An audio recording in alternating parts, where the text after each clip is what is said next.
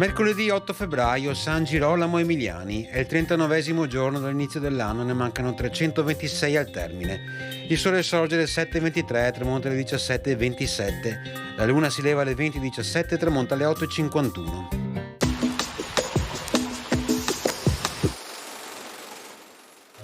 Muore a Bologna Giuseppe Torelli, musicista veronese, primo autore di concerti per violino solista di cui lasciò notevoli esempi.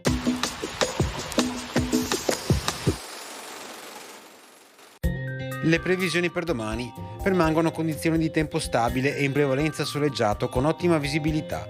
Temperature senza notevoli variazioni, salvo locali aumenti di valori massimi su zone montane e pedemontane. In pianura i venti fino al mattino si manterranno dai quadranti orientali deboli nell'entroterra, moderati tesi sulla costa. Nel corso del pomeriggio tenderanno ad attenuarsi e a disporsi dai quadranti occidentali.